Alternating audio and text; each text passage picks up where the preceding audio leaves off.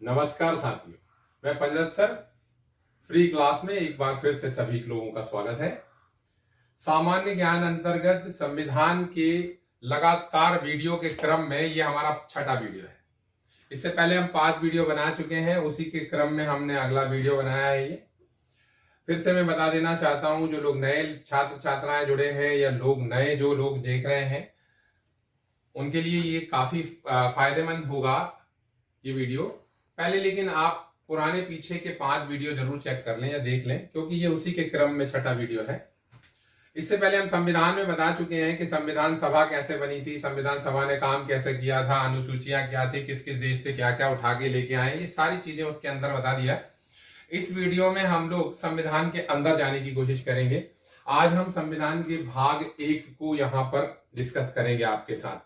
इससे पहले मैं ये बता देना चाहता हूं कि जो लोगों ने आज तक इस वीडियो को या अभी तक हमारे चैनल को सब्सक्राइब नहीं किया है, वह सभी इसे सब्सक्राइब कर लें, ताकि आगे आने वाले जितने भी वीडियो हैं वो आपको इजीली मिल पाए। चलिए वीडियो शुरू करते हैं। यहाँ एक बात और बता दूं कि हमारे जितने भी वीडियो हैं ये सब शॉर्ट वीडियो है। छोटे छोटे वीडियो के माध्यम से हम आपका जनरल नॉलेज अपडेट करना चाहते हैं, ये हमारा उद्देश्य है। तो ये छोटा वीडियो और आपके पास, इसमें हम संविधान के भाग 1 की बात करेंगे। चलिए शुरू करते हैं। जैसा कि हमने आपको पहले बताया था कि संविधान के अंदर आर्टिकल है 395, पार्ट है 22, जिसे हम भाग कहते हैं। आज हम भाग नंबर पे बात करेंगे 1 पे, और लिस्ट है जिसे हम अनुसूचियां कहते हैं 12, इसे शेड्यूल भी कहा जाता है। चलिए आगे हम आपको ये बता दें कि आज जो हम डिस्कस करने जा रहे हैं वो भाग 1 पर डिस्कस किया जाएगा। इससे पहले का जो हमने वीडियो बनाया था वो 12 अनुसूचियों में क्या क्या दिया गया है उसके ऊपर हमने वीडियो बनाया था इसका, ठीक है। चलिए भाग 1। भाग 1 में आर्टिकल 1 से लेकर 4 तक का प्रावधान दिया गया है। आर्टिकल 1 से लेकर 4 तक। भाग 1 देखा जाए तो वो ये बताता है कि भारतीय संविधान यानी भारत का जो हिस्सा है या भारत किन से मिलकर बना है। तो पहला आर्टिकल जैसे हम खोलने की कोशिश करते हैं, तो पहला आर्टिकल देखते हैं।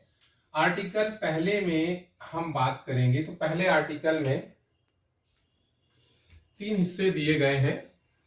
उसमें पहले पॉइंट में, यानी कि इसको बोलो सब क्लॉज है इसके अंदर, तो पहले आर्टिकल के अंदर पहले नंबर के पॉइंट पर लिखा गया है इसका नाम।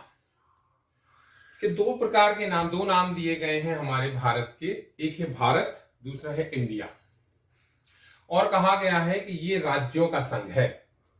मैं आपको ये और बता देना चाह रहा हूं कि हमारे यहाँ संघीय शासन है, लेकिन संघीय शासन की व्यवस्था का कहीं पर नाम नहीं मिलता, संघीय पद्धति का कहीं पर नाम नहीं मिलता। ये बोला जाता है कि भारत राज्यों का संघ है। तो भारत राज्यों का संघ है वो आर्टिकल 1 बताता है। फिर से बोल रहा हूं, आर्टिकल 1 में भारत का नाम दिया। आर्टिकल 1 के फर्स्ट क्लॉज में हम बोलेंगे 3 हिस्से दे रखे हैं इसके। फर्स्ट क्लॉज में दे रखा है कि भारत जो है उसके नाम जो दिया गया है, तो भारत और इंडिया 2 नामों से जाना जाता है, और भारत राज्यों का संघ है। अब राज्यों का संघ है तो इस बात को और बता देना चाहते हैं, संघ में अगर हम बात करें तो संघीय व्यवस्थाएं 2 प्रकार की होती है। हमने अगर संघीय प्रावधान उठाया है तो संघीय प्रावधान हमने कनाडा के संविधान से उठाया था। अब कनाडा के संविधान से हम संघीय प्रशासन उठा के लाते हैं, तो एक बात और ध्यान रखिए कि कनाडा का संघीय व्यवस्था यूएसए के साथ एक समझौते के हिसाब से हुई है, परंतु भारत के अंदर कोई भी राज्य समझौते के हिसाब से नहीं जुड़ता। ये उसका हिस्सा है और ये उससे कभी भी चाहकर भी अलग नहीं हो सकता। अर्थात भारत कई राज्यों और केंद्र शासित प्रदेशों का संघ है। अब इसमें दूसरा दिया हुआ है आर्टिकल 1 में, दूसरा नंबर के सब क्लॉज में लिखा हुआ है कि भारत में 28 राज्य और 8 केंद्र शासित प्रदेश हैं, जो कि पहली अनुसूची में दर्शित है। पहली अनुसूची में इनकी लिस्ट दी गई है और वो यहां पर शो किया जाता है कि हाँ है, ठीक है। अब दूसरे आर्टिकल की बात करते हैं कि आर्टिकल 2 में क्या लिखा हुआ है। तो आर्टिकल 2 क्या कहता है वो बात करते हैं। आर्टिकल 2 कहता है कि यदि राज्य अपनी सीमा बढ़ाता है या देश, राज्य तो क्या बोलना, देश बोले, हमारा भारत यदि दूसरे देश की किसी जमीन को अधिग्रहण कर भारत के हिस्से में मिलाएगा तो उसमें आर्टिकल 2 का हिस्सा भागीदारी होगी। अब इसको समझने के लिए यूं कह सकते हैं कि भारत अपनी भूमि या क्षेत्र बढ़ा रहा है। ये सारी कंडीशंस उस टाइम थी जब 1947 में भारत देश आजाद हुआ था। 26 जनवरी 1950 को जब हमारा देश का कानून लागू हुआ था, उसके बाद इसका उपयोग किया गया है। देखिए मैं आपको लेके चलता हूं तो पुर्तगाल ने गोवा को छोड़ा नहीं था। गोवा 1961 में हमको मिला है, इसको हमने बाद में जोड़ा।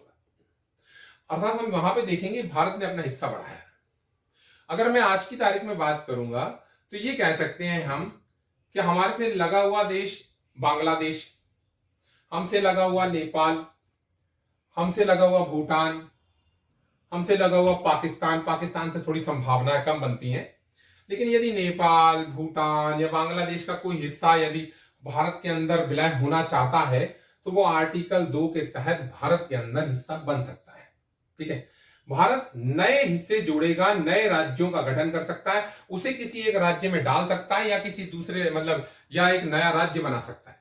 फिर से बोल रहा हूं, आर्टिकल 2 कहता है कि भारत यदि अपनी जमीन बढ़ाना चाहता है या अपना एरिया बढ़ाना चाहता है तो वो नए राज्यों को इसमें प्रवेश दे सकता है। ठीक है, अब आर्टिकल 3 पे चलते हैं। आर्टिकल 3, देखिए आर्टिकल 3 के लिए एक चीज बता दूं। आर्टिकल 3 कहता है कि यदि कोई राज्य अपना नाम बदलना चाहता है या किसी राज्य की सीमा परिवर्तित करना चाहते हो या फिर किसी राज्य में से 2 राज्य बनाना चाहते हो या 2 राज्यों को विलय करके एक राज्य बनाना चाहते हो, तो ये सारे प्रावधान आर्टिकल 3 में दिए गए।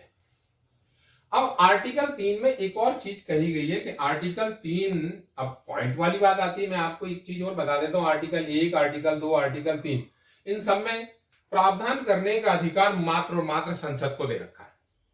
भारत में सबसे ताकतवर संस्था जो है वो संसद है, यहां पर विधानसभा का कोई रोल नहीं। अब यहां पर अगर राज्य की बात कर रहे हो तो एक बात और ध्यान रखने लायक है कि यदि किसी राज्य का नाम बदल रहे हो या फिर एक राज्य से 2 राज्य बना रहे हो, जैसे कि आपने मध्य प्रदेश को काटकर छत्तीसगढ़ बनाया था, बिहार को तोड़कर झारखंड बनाया था, उत्तर प्रदेश को तोड़कर उत्तराखंड बनाया था, आंध्र प्रदेश को तोड़कर तेलंगाना बनाया था, अभी लेटेस्ट में जो हुआ वो देख लीजिए, जम्मू कश्मीर और लद्दाख को मिलाकर, जम्मू कश्मीर इधर पे लेके आ गए थे, देखिए पूरा जम्मू कश्मीर को तोड़कर लद्दाख बनाया था और उसका हिस्सा पूरा कर दिया। मैं आपको इस चीजों को इसलिए बताना चाह रहा हूं, ये सारी व्यवस्थाएं केंद्र शासन की हाथ में होती हैं, लेकिन इसके लिए एक बात रही जाती है कि इस प्रकार के किसी भी परिवर्तन को करने से पहले राष्ट्रपति की अनुशंसा चाहिए होती है।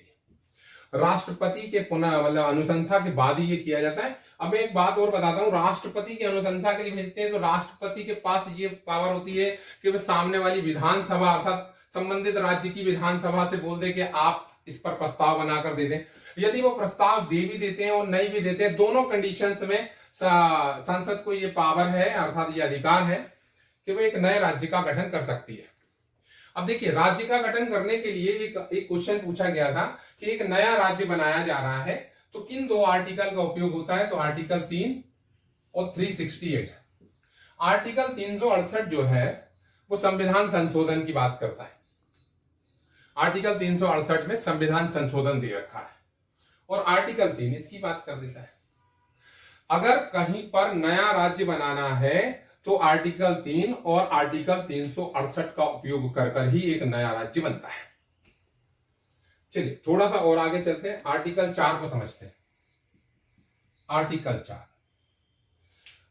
4 साफ साफ लफ्जों में कह देता है कि जो संविधान संशोधन करने जा रहे हैं आप आर्टिकल 2 के तहत और आर्टिकल 3 के तहत, आर्टिकल 3 और आर्टिकल 2 के तहत यदि आप किसी प्रकार का संविधान संशोधन करेंगे तो ये एक सामान्य प्रकार का संविधान संशोधन होगा, इसे वास्तव में संविधान संशोधन नहीं माना जाएगा। आर्टिकल 4 कहता है, फिर से बोल रहा हूं, आर्टिकल 4 कहता है यदि आप राज्यों का गठन करते हैं या किसी दूसरे देश की जमीन अपने अंदर मिलाते हैं तो इस प्रकार के किसी भी संविधान संशोधन को संविधान संशोधन नहीं माना जाएगा। ये एक संबंधित मतलब कहते सामान्य मत से इसे पारित कर दिया जाएगा। इसके लिए कोई 2/3 बहुमत की आवश्यकता नहीं पड़ेगी। एक वोट भी अगर लोकसभा और राज्यसभा में उसके पक्ष में गिरता है और राष्ट्रपति सिग्नेचर कर देते हैं तो ये संविधान संशोधन मान लिया जाएगा। ये इस प्रकार का कमिटमेंट हो जाएगा। और हाँ, आर्टिकल 4 के तहत ये बोल दिया जाता है कि इस प्रकार का संशोधन संविधान संशोधन नहीं माना जाएगा। फिर से आ रहा हूं मैं, एक चीज छोटी सी रिवीजन दे देता हूं। संविधान के भाग 1 में आर्टिकल 1 से 4 तक की बात कही गई है।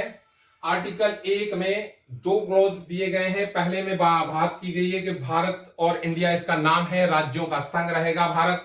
दूसरे में कहा है अनुसूची 1 के अंतर्गत 28 राज्य और 8 केंद्र शासित प्रदेशों का समूह है भारत। दूसरे आर्टिकल में ये कहते हैं कि दूसरे देश ही बोलो या किसी भी दुनिया के किसी भी हिस्से को अगर हम भारत के अंदर मिलाना चाहते हैं तो आर्टिकल 2 का उपयोग होगा।